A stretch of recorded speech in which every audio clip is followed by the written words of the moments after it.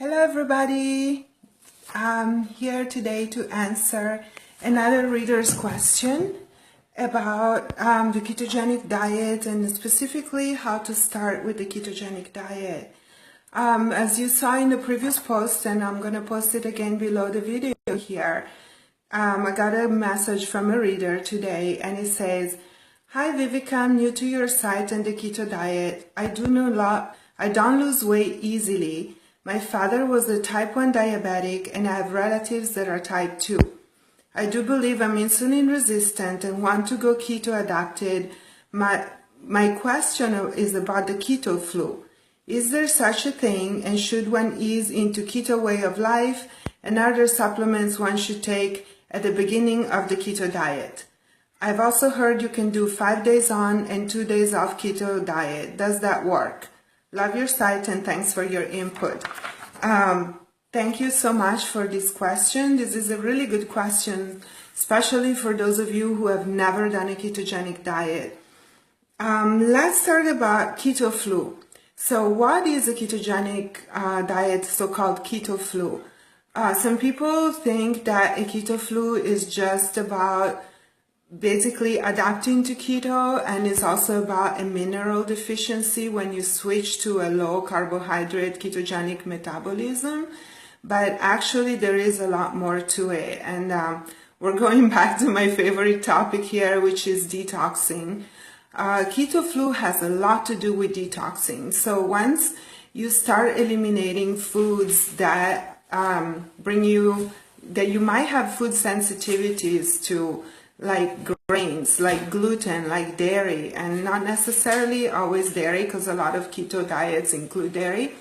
But as you restrict your way of eating into a cleaner, better for your body kind of way of eating, it happens that your body naturally starts detoxing. And this was a little wind-induced accident. Welcome to live video. I'm sorry. Guitar just fell down. Okay, hopefully the guitar is okay. I'll pick it up in a second. Okay, so back to our keto flu. Definitely there is a part of toxins being eliminated in the body. There is also a part of that it does include the minerals. And what happens is that, hi Rita, thank you for watching. What happens is that once you switch your metabolism, your body starts processing minerals, especially sodium, in a different way. And there is a bit of a misconception about the need for potassium.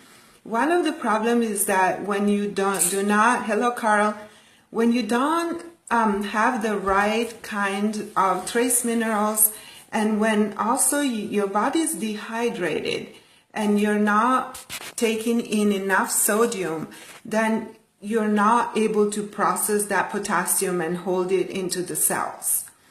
So when we talk about having to supplement with potassium supplements or magnesium supplements, and of course we talk about supplementing with extra sodium at the beginning of a keto diet, sometimes there is a missing point, and that is that you need a proper amount of sodium with trace minerals. That means a good salt, a salt that is not refined, like a Celtic sea salt or an Himalayan salt. I use a very special salt. It's a blend of 5 salts. It's Scalar Energy activated. It's from a company that I use for my supplements, and it's amazing.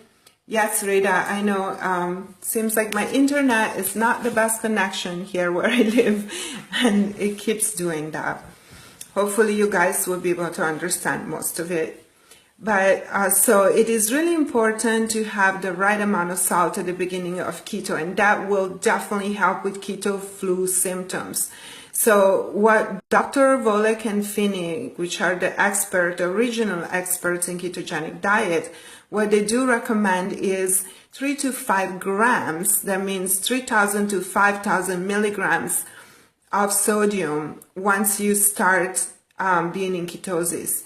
And that is a lot for most people, especially if you come from a regular diet where there is like a lot of sodium in processed foods, but it's not a good way to take in your sodium. It's processed, it's pure sodium, doesn't have any of the trace minerals. So having the right kind of salt is really important. So unrefined sea salt or Himalayan salt, 3 to 5 grams a day.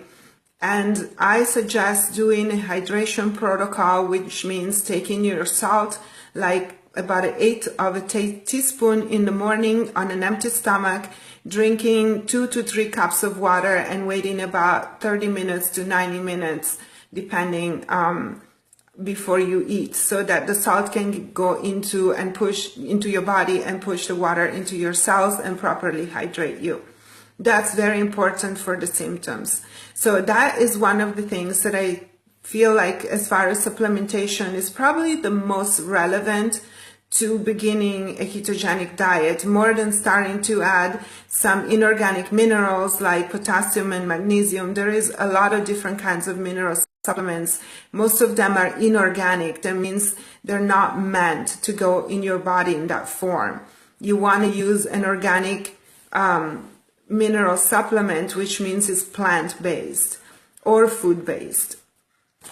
So about the 5 days on and 2 days off of keto, I would not recommend that until you are fully keto adapted at least, and you kind of switching out of the phase of keto adaptation into like maintenance. So that would be a couple of months, I would say at least 2 to 3 months of really strict keto diet to keto adapt you properly, to get your body to be most efficient in burning fat for fuel.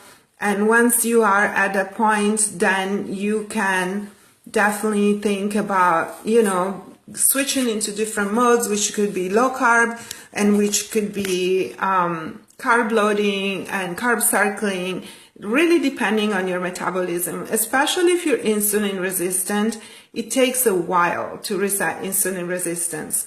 And I strongly recommend watching the interview I published last week with Dr. Jason Funk. Maybe it was 2 weeks ago. Time flies. But it's on my blog and it's about insulin resistance, and it will clear a lot of different points on insulin resistance and what it means and how it affects our bodies, especially when you come from a genetic profile of carbohydrate intolerance, which means diabetes in your family. I hope I covered these topics kind of okay. I don't want to make this video too long, so let's keep it kind of simple here. If you have any questions, this will be the moment to post them. And otherwise, I hope that this video was helpful and informative for you. And you can still post questions under the video afterwards, and I'm going to check it and make sure that I can answer anything that you guys will want to ask. Thank you for watching, and I will be answering questions probably every few days. I'm trying to get to a regular schedule eventually. We'll see if we manage to get to that. Otherwise, it's going to be just when the questions come up. Okay, thank you for watching, and thank you for following the Nourished Caveman.